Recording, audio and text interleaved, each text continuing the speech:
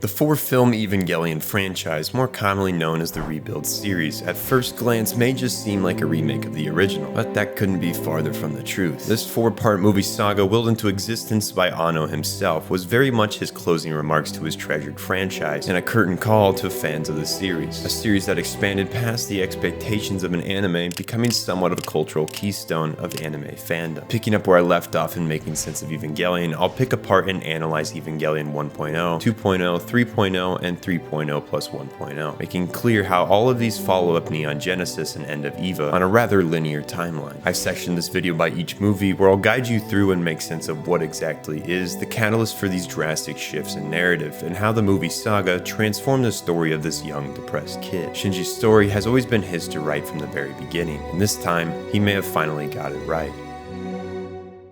Evangelion You Are Not Alone is the first and most similar entry to the original Neon Genesis story, which means this will be the shortest section of the video. With that said, there are some very important differences that play into the entire reason that the story drastically shifts. The most vital change is found in choices made, which for a show with heavy central focus on character relationships, these make for a heavy impact. Shinji is noticeably more driven to help those around him, and way less sulky and self-centered. Here he decides to pilot 01 for the first time just for the sake of saving Rei, and needs no more convincing from the mech itself, saving his life like in the original. And then there's Misato, who is more hands-on when it comes to the pair's relationship. A core separation in NG between Shinji and her was the lack of communication. Where Shinji needed a parental figure to help guide him, Misato lacked the ability to sufficiently fill that role. But here, she does a much better job at it, chewing him out for disobeying her orders during the fight with Shamshel, showing worry and frustration when he up and leaves without telling her, and all around helping him grasp the cause and effect he has on others. These two have a much more put-together relationship because, as individuals, they are in a much better headspace. While they both still fight with the same issues they faced during Neon Genesis, they are much more fit to deal with their trauma and struggle, resulting in a different outcome. A large piece of the puzzle that is the new story. Why these two have a changed personality, even if only slightly, is an interesting question to pose, one which can be answered by the wild twist sitting at the core of the movies. While a massive spoiler, I think to fully understand the events as we move forward, I should fill you in now. The characters of Evangelion are in somewhat of a loop, with Kaoru at the center of this anomaly. It's assumed that the original Evangelion series was the first outcome of a string of rebirths. After leaving Shinji in death, Kaoru wrote their names in the Book of Life, meaning the two are bound by fate to meet each other for eternity. Kaoru's love has driven him on a multi-life journey as he attempts to give Shinji the happy ending he deserves, being born with the memories of his past lives in hopes of one day being able to break the cycle of demise his friend has found himself trapped into. The final scene of 1.0 teases that this time things are different. Near the Seal Moon base that is manufacturing Eva Mark 6, a new Evangelion that is supposedly created of a vessel of one of the atoms, a plot point that lives largely in mystery. It seems during the second impact this time around, there were 5 atoms. This Mark 6 being the first atom-sealed Evangelion, which uses one of the bodies, while the souls get a very different use, which we'll get into more later. But for now, just know that there's something else at work here, something we aren't directly told. Kaoru sits up from a line of coffins. Once more, he awakens to a new world. Once more, he attempts to guide Shinji to the life he deserves. An angel deemed the Third has escaped captivity from underneath a Euro-Russian base in the Arctic. Mari, a new Evangelion pilot, launches the EVA Provisional Unit 05 to successfully defeat the Angel, self-destructing her unit to finish it off. Kaji comments on her ability as a pilot before she is presumably taken to infiltrate the Japan Nerve Wing. Now, the confusion around Mari and why it was decided to add a major EVA pilot to the series can be explained in several ways. For one, Anno just wanted to add a new character, and that's pretty much it. Another more narrative-driven reason is that Mari's inclusion heavily shakes up character relationships, pushing them into positive directions, which is exactly what a lot of them need to reach a happy ending.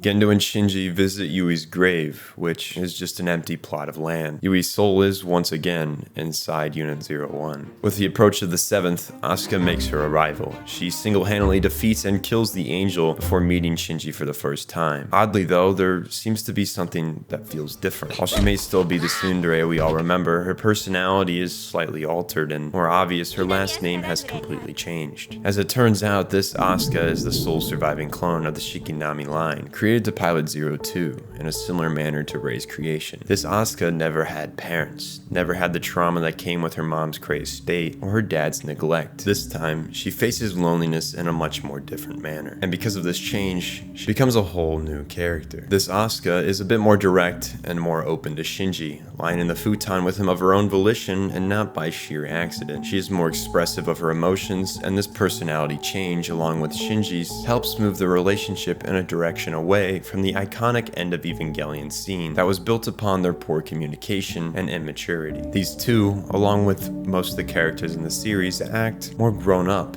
and a little less self-focused, a point we shouldn't overlook. Instead of delivering the embryo of Adam, Kaji gifts Gendo with the key of Nabukazar, an item's name that I most likely completely butchered, but will allow Gendo to attain a type of godhood when the time comes for instrumentality. As for now, the object remains an item shrewd in ambiguity.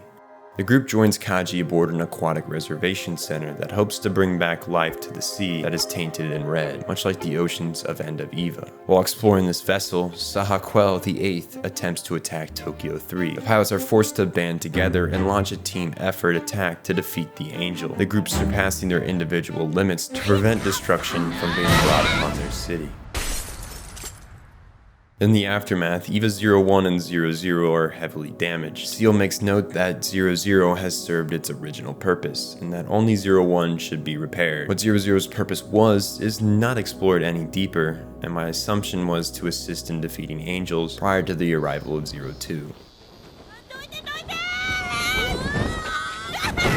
Mari arrives in Tokyo meeting Shinji for the first time, in a rushed, confusing entry into the main story that ends with her running off, not to be seen again until the climax of 2.0. During this, Fuyutsuki and Gendo gaze at the marvel of EVA Mark VI, as production is near complete of the Moon Gundam. Kaoru sits upon its finger, pondering what's to come.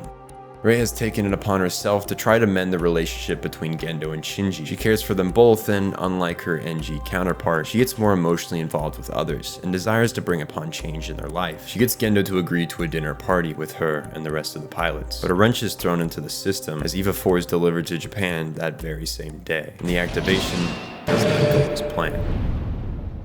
In Rebuild, Toji never becomes a pilot. Asuka takes it upon herself to activate the EVA on behalf of Rei so that she can prepare for the dinner party, a very selfless act we would normally not expect from the German tsundere. But it seems that karma is not on her side. Bardiel engulfs Asuka, drawing her near its core, somewhat consuming her. She is confronted by giggles of a child, assumed to be that of the DNA donor of her clone series. The rush of images presented to her eventually halts, and the ninth angel is born from the body of 04. With 01 being the only operable EVA, Shinji is solely dispatched to confront 04. He refuses to fight in fear of hurting Asuka, who resides inside, but by choosing inaction, he provides nothing of service to her, not death nor a saving hand. Gendo once more has not the patience for his child's morals and activates the dummy plug. Once more, Shinji watches on in horror as his EVA rips the angel limb from limb, once more crushing his friend along with him.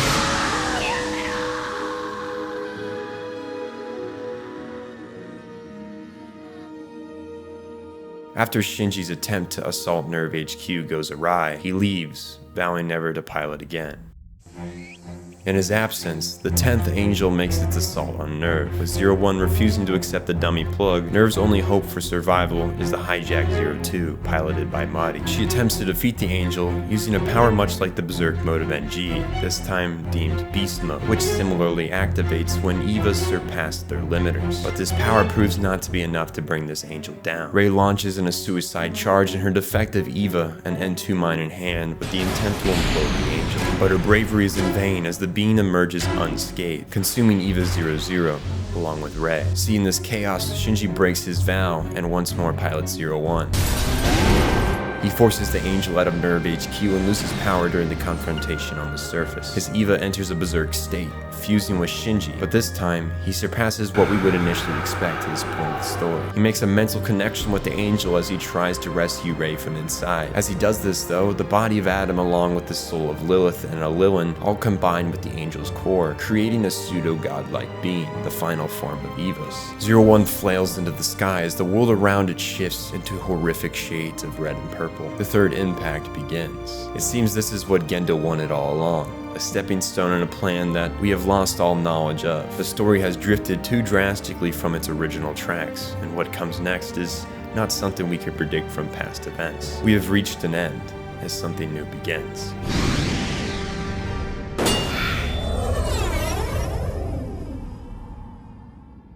01 is struck down by Kooru, piloting the now finished EVA Mark VI, wielding the Spear of Cassius. He makes a comment that this time he will show Shinji real happiness. To stop the near third impact, a human must be sacrificed. Kaji decides to be the one to burden this task, much to Misato's grievance. She attempts to join him, but he tells her she can't. She has an obligation to their unborn child to see him to this new world, and she knows this too. His heroism prevents the total destruction of Earth, but the landscape has completely changed. The event is given the name Near Third Impact. Asuka and Mari launch an operation to retrieve EVA-01 from orbit, since the near impact has been dormant in a Tesseract-like coffin, Shinji trapped with it, along with Rei. After successfully retrieving and warding off the ambushing Nemesis EVA drones, Shinji is salvaged from the core of 01, being returned to a human form. Rei, on the other hand, is not found within. When waking from this dormant state, he's extremely confused. Not only has 14 years passed, but everybody hates him. His actions have created an apocalyptic landscape, and he's become the scapegoat blamed for the state of things. Even Misato, the head of Willy, an anti-SEAL organization that has imprisoned Shinji, and I don't say that lightly. On his neck is an explosive device that will activate if he triggers another Evangelion awakening, like during the near third impact. On top of that, Misato has the kill switch to use at her own volition, if it be so needed. The salvaged 01 has been repurposed to power the ship that Willy uses, as Shinji will never be allowed to pilot again. The carrier is given the name Wonder and has strength equal to Eva's, given the device that powers it. Shinji is confronted by Asuka while being interrogated. She meets him with a cold, angered demeanor that more closely resembles the Asuka of Neon Genesis, yet more put together and less volatile at the same time. Miraculously, she survived being crushed 14 years prior, and since then has not aged, stuck in the body of her 14-year-old self, a curse that she and Mari suffer from, supposedly caused by prolonged exposure to LCL. And since the pilots all sit in this stuff for extended periods of time, they've all developed this curse, further explaining why Shinji's body didn't age while he was in a pseudo-coma. As Asuka antagonizes Shinji, he becomes even more confused and distressed. Not only is he constantly blamed, but he's refused answers to his questions. He's unsure if these people around him are really his friends from long ago, sharing nothing but physical features to his memories. He ends up dissociating, refusing to accept that this is what the world has become, his sole desire being to find Rei.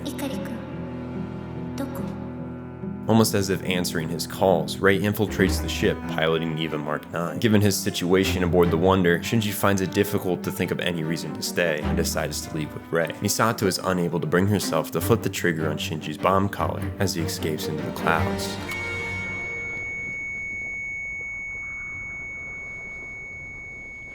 When arriving at Nerve HQ, Shinji finds it in ruins. Despite this, it's fully operational, his father welcoming him, explaining that he and a boy named Kooru are to pilot EVA-13 together and retrieve the spears of Cassius and Longinus. He doesn't put much thought into the motives behind this action, and simply agrees to do it, not even curious about what EVA-13 is. After being dismissed, he finds that Rei has no memories of their past and acts simply on the orders of Gendo. He desperately attempts to find some of the old Rei in her, but is left disappointed and further depressed. His final hope for a piece of the reality he knew prior to his coma has proved futile. This is not his Rei.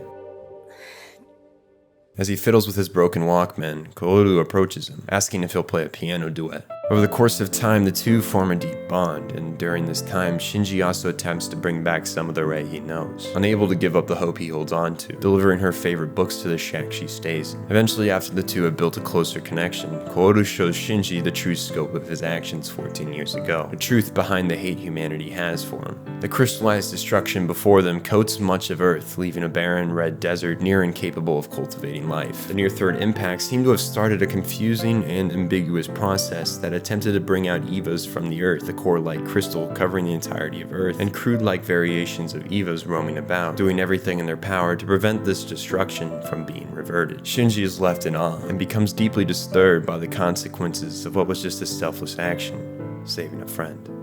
Seeing Shinji's attempts to connect with this new Rei, Fuyutsuki feels a need to explain the true nature of Rei to him. That being, she's a clone of his mother, one of many, and that his mother lives on within EVA-01. This information causes Shinji to spiral, resulting in a panic attack. He feels himself collapsing as everything he thought he knew becomes doubted, afraid of the truths hiding behind each corner of his existence. Kaoru intervenes, calming his friend and taking the collar around his throat and donning it on himself, a symbol of him removing the burden of sin from Shinji onto himself. Since they must pilot the EVA together to retrieve the spears, as long as one of them has the bomb collar on, in the worst case, an impact can still be avoided. Kaoru explains the spears will allow him to revert the damage he's done, allowing for a return to the world that Shinji desperately clutches onto, calming his panic. The two enter the double-plug EVA and descend into Terminal Dogma, where Lilith lies, in a large and crude form that remains unexplained. We receive minimal information of the horrors that must have taken place over the past 14 years, and all we can assume is that the state of things is just one of many failed attempts by Gendo to achieve his goal. Mistakenly, Kaoru believes that Gendo will allow them to return the world to its original state, blinded by his desire to see the best in others. Rei follows as backup in the Mark 9, as Gendo knows Willie will make a move on them during the operation. And just as predicted, Asuka and Mari launch an ambush. They're surprised to see Shinji behind the controls again, Asuka angrily asking if he plans to start another impact, which he asserts he can save the world, that he can right his wrongs. She claims he's a fool to think that he can fix anything, but he's blinded by his hope for a solution, a way to bring an end to the resentment cast upon him. Asuka and Marty are unable to stop the manic Shinji as EVA-13 approaches the decaying Lilith. As they move closer, it appears that EVA Mark 6 has connected with Lilith, and the spears present are both of Longinus. The Cassius spear has somehow been replaced. Kaoru realizes he's been tricked by Gendo, and he insists that they stop, but this enrages Shinji, believing that he too, like Asuka and Misato, is betraying him. These heightened emotions semi-awaken EVA-13 as it sprouts 2 additional arms, and Kaoru's controls are deactivated as Shinji removes the set of spears from the skull of Lilith. Shinji is begged not to go through with this, but in his mania, he can't hear them, too focused on his innate desire to change everything back. With the spears removed, the Evangelion Mark 6 is removed from imprisonment. Rei cuts off its head, releasing the 12th angel, an entity with very little background except that killing it would only bring death and destruction, a reason that it may have been sealed in Terminal Dogma. The EVA-13 absorbs the angel, fully awakening, donning 2 halos suspending in the sky. The doors of Guff open, allowing unborn souls to pass into this realm as the true third impact begins. Gendo shuts down the steel monoliths, thanking them for their service to human civilization over the years. It seems that Steel were not necessarily humans like an NG. They were life forms that altered their existence to live on indefinitely, to help guide humans to the events transpiring today. And now that their service is complete, it's time they join what lies at the end of life and beginning of death.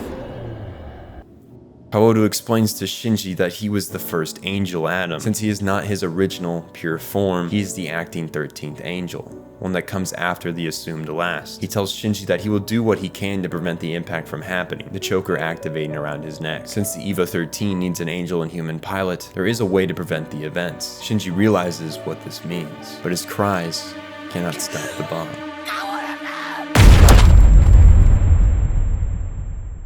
Rei loses control of Mark 9 as Asuka attempts to destroy it before it can get to the core of the Wonder Ship where 01 lies. Not much is known of the Mark series besides that they house Adam's vessels. These strange souls seem to desire a future that is somewhat in line with the goals of Nerve, assisting Gendo in his endeavors. And then there's the mysterious Unit 13, an EVA created of the body of these vessels, but that which is very unique compared to the other 4, and is equal to that of 01. Unit 13 can be seen in the Dead Sea Scrolls, bringing upon something like the Apocalypse, surrounded by the Mark series that act as the horsemen of the Apocalypse. And then there's Mark 6, a unit also created from a body of these vessels that at some point became occupied by the strange 12th angel. It's worth noting that these atoms described are very different to Kaoru. They are not the atom, if that makes any sense at all to you. If it didn't, that's completely okay. This is the most unexplained cryptic plot point of the entire Rebuild series, and no matter how much I try to make sense of it, it's still just confusing. And so we just push on. Removing the limiters of 02, Asuka enters beast mode, allowing her to fight the AWOL Mark 9 into submission. Rei is forced to make a decision for herself on what it is she should do. She decides to eject her plug, allowing Asuka an opening to self-destruct 02 with Mark 9 along with it before ejecting in suit. Inside EVA 13, Shinji has become mentally withdrawn, reaching a degree of inaction similar to his Neon Genesis self. Mahdi grabs a hold of the EVA and force launches his entry plug before Nerve can fully draw his energy, the Unit 13 dropping to the ground, a lifeless husk. The third impact has, once again, been somewhat avoided. Despite being saved, Shinji remains unresponsive to the world around him, aimlessly going through the motions Asuka forces him into. While initially thinking of leaving him, she can't bring herself to go through with it, and so she acts as a shoulder to lean on, Rei joining them as they wander through the barren landscape in search of rescue.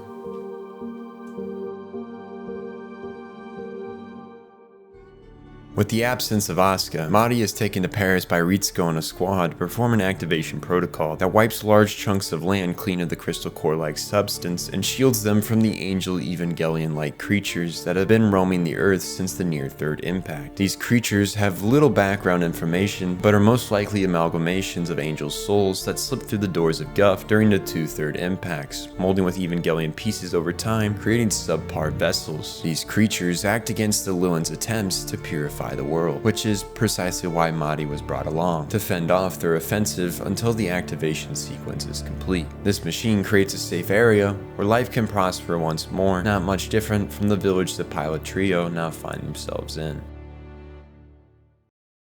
After days of wandering, Shinji collapses, having refused food and drink for days, unable to move his body any further. Asuka has grown tired of his self-loathing, and lucky for them, Kensuke, Shinji's friend from Tokyo 3, finds them and takes them back to the main settlement that holds most of the survivors of the Tokyo area. Shinji awakens not much later in the home of Toji, now a doctor with a child he shares with his wife Megumi, the class leader from their school days. He, along with Kensuke, try to get Shinji to open up and interact with the world once more. While this is an endearing effort, Shinji is haunted by his actions that led to the death of the only person that truly understood him. It seems that as of right now, nothing will awaken him from the abyss of mental torment that he has sunk into. Kensuke takes Shinji with him and Asuka to his stay, while Rei, who is showing great interest into the village life, stays with Toji's family. Here she finds an existence that is of her own, not one to fulfill Gendo's selfish goals or Shinji's image of her. Day in and day out, she works, making friends with the villagers, learning new parts of life from them, and especially Megumi.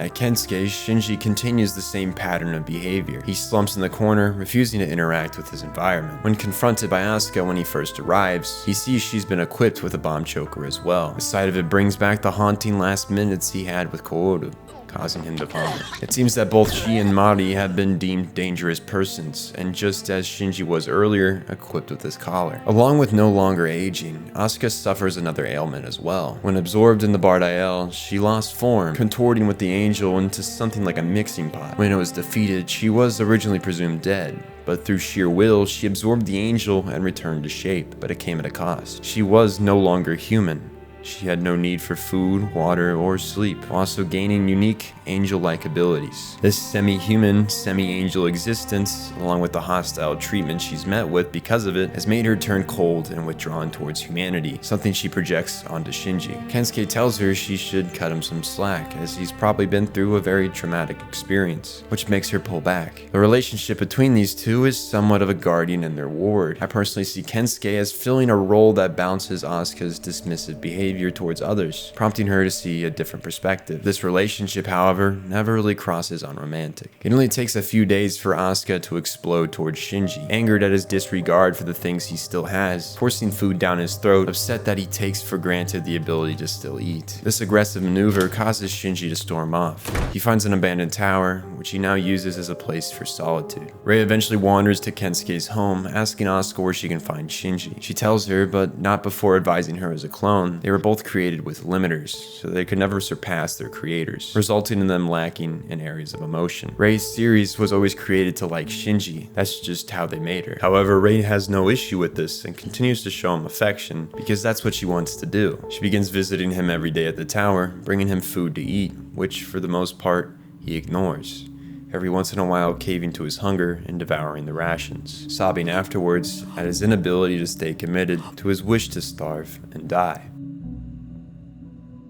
Rei is eventually able to get Shinji to communicate his emotions. In an outburst of pent-up feelings, he declares that there is nothing he cares about anymore. He's destroyed everything, that he's better off being alone, where he can't hurt anyone and no one can hurt him. A state similar to the self he was in the end of Eva. He questions her on why it is she's so nice to him, her response being that we, as in all Reis, love you. These words nudge Shinji to once more take action.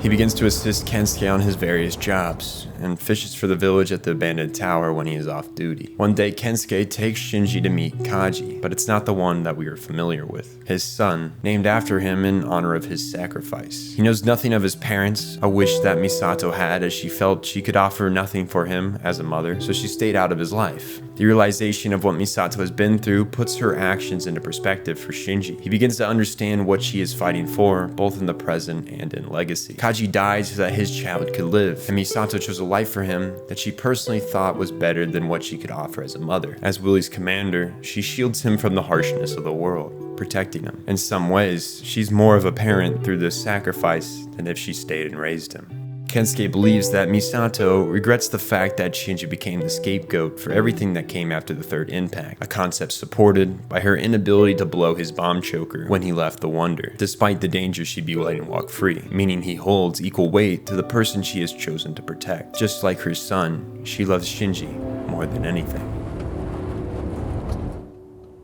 As Shinji is fishing one morning, Rei visits him. She hands him the Walkman he let her borrow, and asks him if she thought of a name for her, as she isn't the Rei Ayanami he talks about. He tells her that, to him, she's still Rei, despite the differences the two clones may have. The fact he gave consideration to it was enough to make her happy. Rei tells Shinji she can't stay here, something that we were all eerily thinking after she collapsed earlier. She tells him she liked the village, the people there, the life they had together. She wanted to stay with the boy she liked forever. But that isn't possible for her. There's a reason we see Rei constantly bathing in LCL pools. She needs to in order to survive. And this Rei has reached this limit. We won't ever know if this was Gendo's cruel programming so that Shinji would experience the same loss his father suffered, or just some twist of fate. A question Fuyutsuki poses to himself aboard the nerve ships. Regardless, the Rei we became attached to is gone once more.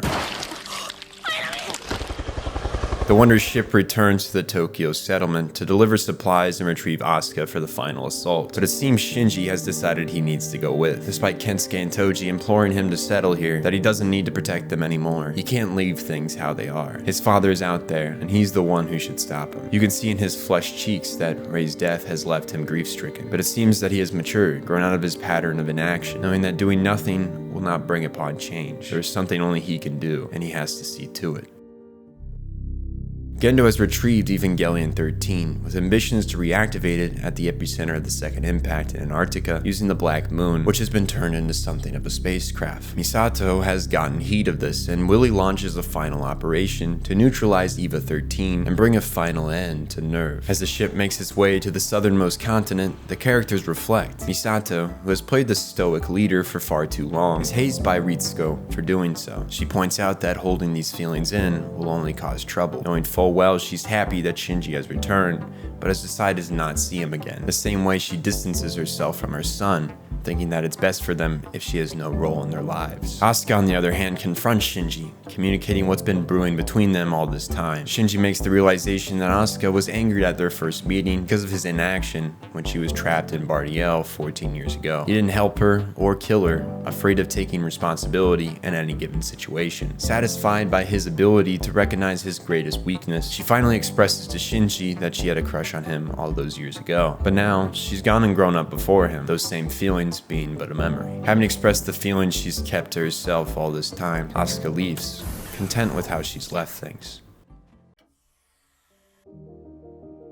Shinji has a vision of Kaoru, who affirms that they will meet again, giving Shinji comfort and closure as he moves forward. Nerve launches an assault on Wonder, coordinated by Fuyutsuki. As the ships enter naval warfare, the two Evangelions piloted by Marty and Asuka ward off the swarms of EVA Mark 7s, equivalent to the mass-produced series in the end of EVA. As they near EVA 13, Marty covers Asuka as she presses forward to neutralize the unit. She's stopped when her EVA instinctively activates an AT field in a fear response to what lies inside 13. She chooses to ignore this and unseals the power of the ninth angel that lies within her, shattering her own Eva's AT field with the one resonating from within her, allowing her to attack Unit 13, but stripping her of her humanity and playing right into Gendo's plan. He attacks and removes Asuka's plug from the Evangelion, inserting it into his own unit, which needs a Lil and an Angel pilot to operate at full potential. Inside her plug, Asuka is confronted by her original, the DNA donor of the Shikinami series, who prevents her bomb choker from killing her, allowing Unit 13 to fully reawaken. A remodeled Eva Mark 9 seizes control of the Wonder, and along with the 3 nerve ships, project wings of light,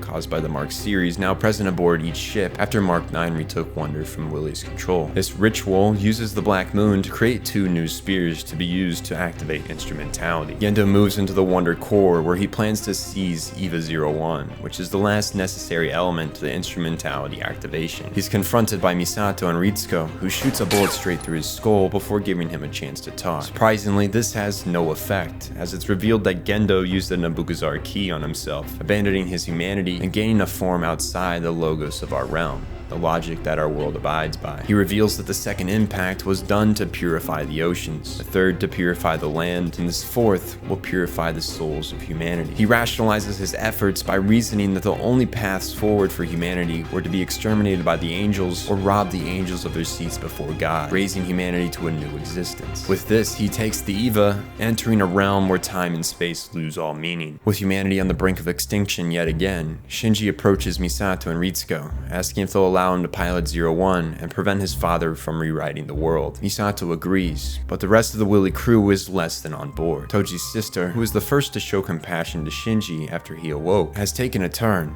pulling a gun on him and attempts to stop him from piloting, afraid of the damage he could cause, still scarred by the events 14 years ago. Where the old Shinji would have caved at the distrust and hate pointed towards him, he now stands tall, able to take the burden of his past sins and the responsibility to pursue a new future for himself and those around him. Knowing that this is what must be done, he can't back down.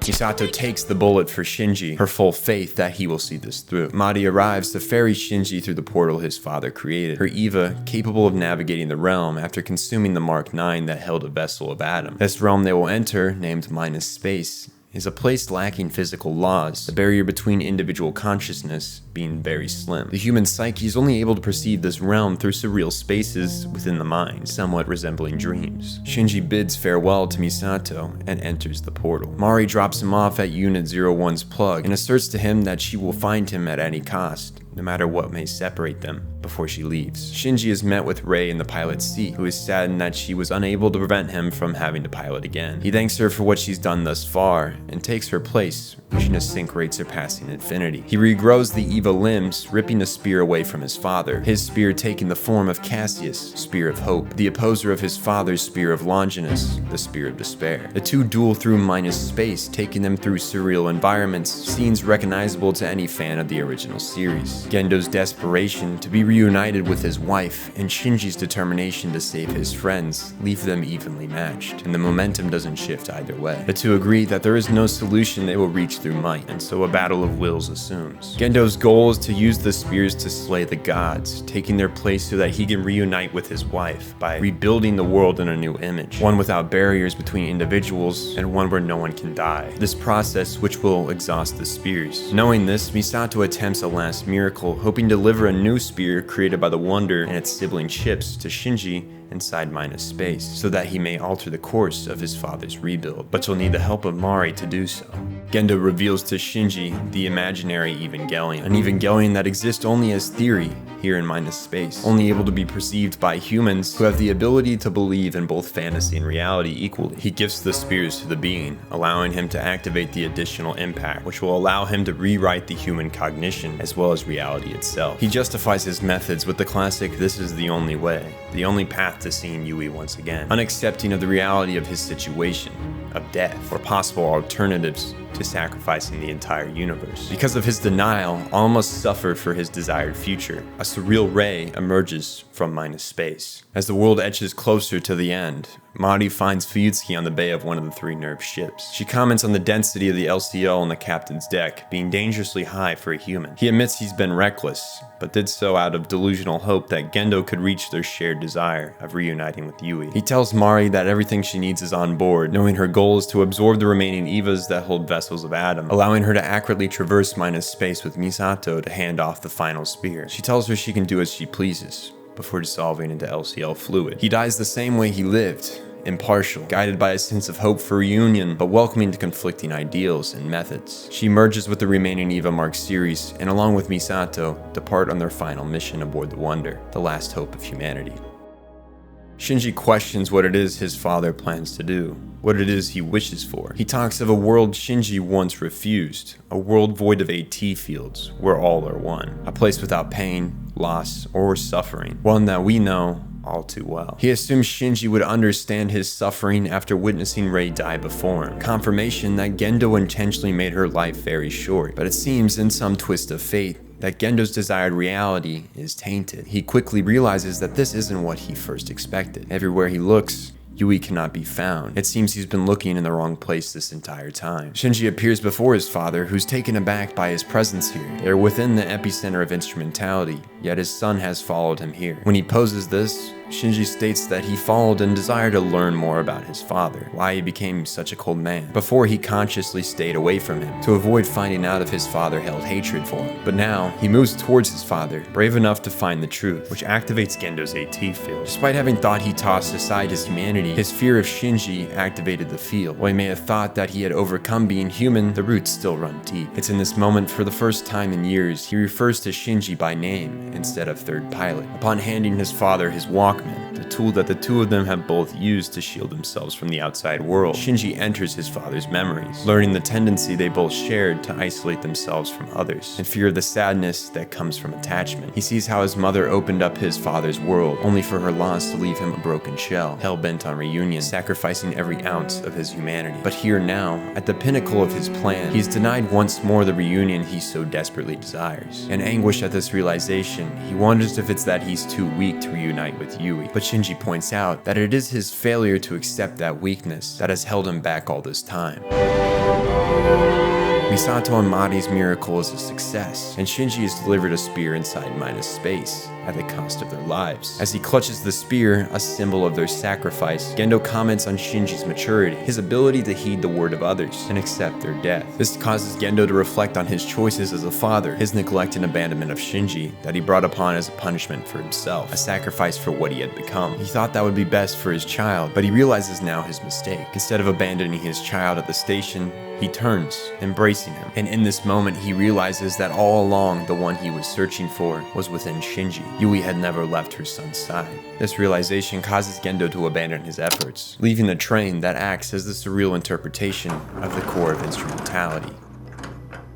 With the weight of the world's future still at the brink, Kaoru fills the gap Gendo leaves. He once more asks Shinji what it is he wishes for. With a new perspective on life and existence as a whole, Shinji's answer is different this time. With certainty, he states he can handle the pain and heartbreak that comes with living. He'll be fine. His worry, though, is that of saving Asuka and the others, so he calls out to her. Asuka.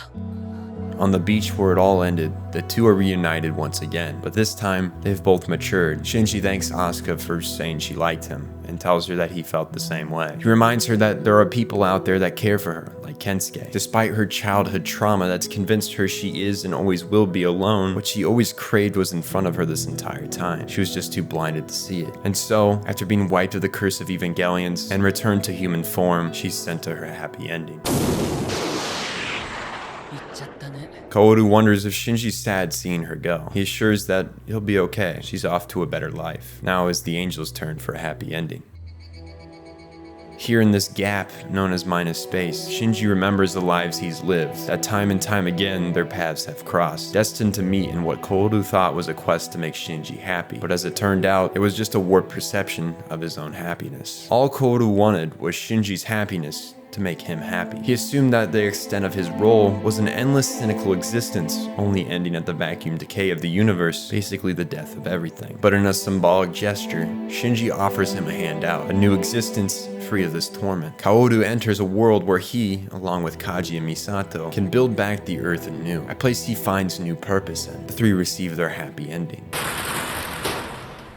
With Kaoru's departure, Shinji remains, along with Rei, the final one he's determined to grant a fairy tale ending. She is at first reluctant to leave him, satisfied with where she is. He mentions to her how one of her found a place she could call home in Tokyo 4, thinking maybe she could find a similar happiness. He mentions that his plan isn't to rewind or revert the world, but erase Evangelions from it, something Rei deems a neon genesis, which means the creation of something new. While Rei shows concern for Shinji being alone, he assures her he will be okay, telling her to enjoy her chosen happy ending. Besides, he won't really be alone, Mari assuring that. Satisfied after hearing this, she thanks him for all he's done for her, and so Rei receives her happy ending.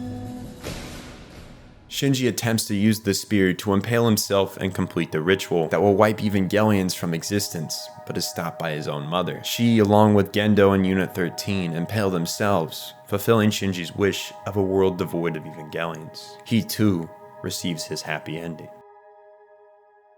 As he sits alone on a beach, contemplating the state of things, Mari enters a portal in the sky, assuring that she would never break her promise. She used her atom vessel-consuming Eva to navigate to Shinji's chosen life, says goodbye to the final Evangelion, as the two start their new life together, free from their pilot roles. Time has passed. Mari and Shinji have grown up, living in a world free of Evangelions. A world that is similar to our own. Mari removes Shinji's choker, a symbol to us that Shinji's vicious cycle of suffering has ended. This is his new beginning. The two run off into a new life in a city very similar to Anno's.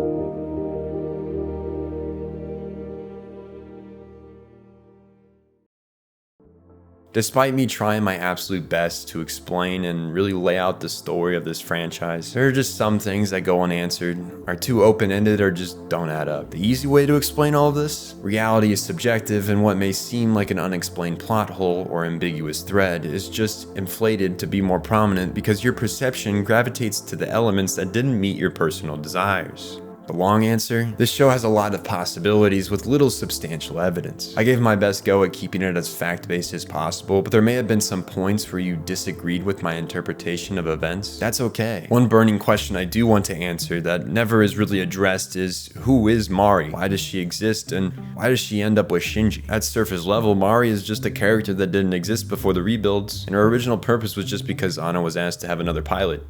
And so he did. The role she plays in the story has a few more complex elements than her creation. Mari is either a clone of one of Gendo's partners at Seal, or is just an extremely close lookalike to this girl that is shown in one of Gendo's flashbacks. And if you know anything about Evangelion, you would deduce that this is no coincidence, and she is in fact a clone. Although they never really go into detail about this, and just drop subtle hints that are a little too ambiguous to know for sure. But Fuyutsuki's casual behavior with her on the dock cannot be ignored, so I will to the day I die argue that she is in fact a clone of their partner. Now the reason she ends up with Shinji is another beast in itself. For one, of all the pilots, she is the best fit for Shinji. If he went with Rei, he'd just be running back into comfortability, into his mother's arms. If he went with Asuka, the two have such a negative history throughout their past lives that it's best if the two part ways. What they have is more of a passionate affection towards each other, and not true love. So the most loving thing they could do for each other is parting ways. Mari, on the other hand, represents a fresh start for Shinji, a chance at true happiness, and for Mari, Shinji is an echo of her past, a lost pup who just needed some guidance through his mental hardships, who she eventually grew infatuated with. Of all the pilots, Mari is the least mentally distressed. She currently faces no prominent mental health issues and really pushes Asuka and Shinji towards reconciliation and assists them in facing their struggles. So really, we have Mari to thank for that fairy tale happy ending. If she wasn't there, Shinji and Asuka would have never reconciled. Now, besides Mari, there are an infinite amount of elements to pick apart and analyze, and this video is already well over 30 minutes. There is one last major point I want to touch though, which is why Evangelion is one continuous timeline, and these two separate tellings are forever interconnected into a linear story. Rebuild is a goodbye to Evangelion. An acceptance of that at some point, all things must come to an end. It tells a story that builds off of the original, giving the characters a true farewell. Anno made this a proper send-off. When creating End of Eva, it may have been that he felt we will always be plagued by our own faults, stuck in a vicious cycle, unable to let go, to rise above. Shinji, when choking Asuka, was a symbol of his inability to shake his demons, unable to overcome. But through Rebuild, he was able to confront them and help others as well. He realized that even the most despicable people are a prisoner of themselves, to their faults, and sometimes all they may need is to be shown another way, to enact change. Anno felt that we are able to start again, to choose a fresh beginning despite our past. We carry the burden of our sins, but we can choose the weight of the load. We can rise above, reflecting on our mistakes and correcting our futures. We all deserve a chance at a good life, at a good existence, and Shinji chose to rise above his cycle of suffering. This movie series completes the story of Shinji and the rest of the cast, bringing them to the brighter futures they deserve and offering others atonement for their actions. While it may have not been perfect and not without flaws, this is the true end of Evangelion, the end of a cultural icon and a teacher, one that will forever be remembered. Bye bye, Evangelion.